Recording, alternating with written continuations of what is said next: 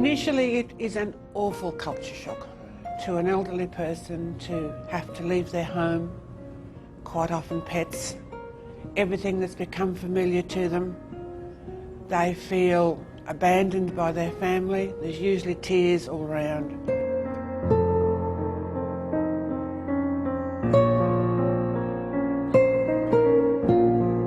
Mum or Dad have lived in a home and all of a sudden they're reduced to one small room.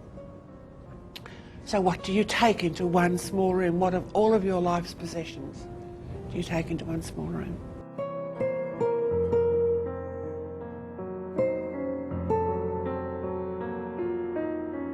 If they push the buzzer, they want someone there, and everyone understands that because they're pushing it for a reason. But sometimes it's really difficult to get there in a time frame that is adequate. The registered nurses in aged residential care have been almost diluted out. There has been a dramatic decrease in registered nurses in aged care at the same time as sicker and sicker residents are being admitted for care in those aged care facilities. So that is a recipe for, it's a recipe for disaster, really. We only have one RN on duty for 55 residents. She may be giving out medications in the dementia wing.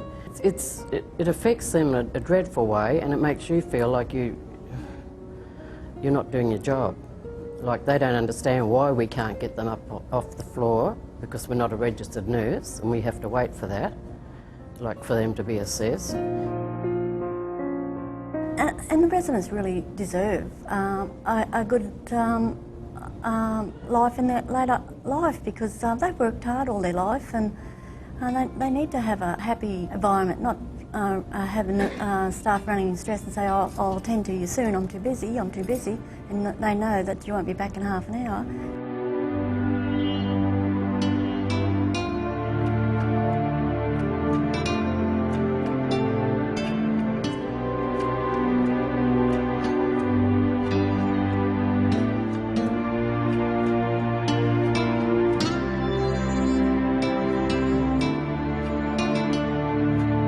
Aged care, closing that wages gap that exists, and it's just so unfair that people who work in aged care are paid less than those of their counterparts who work in private hospitals and public hospitals.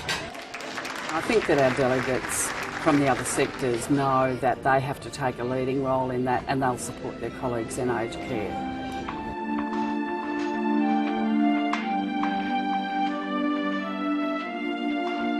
MPs, please take note.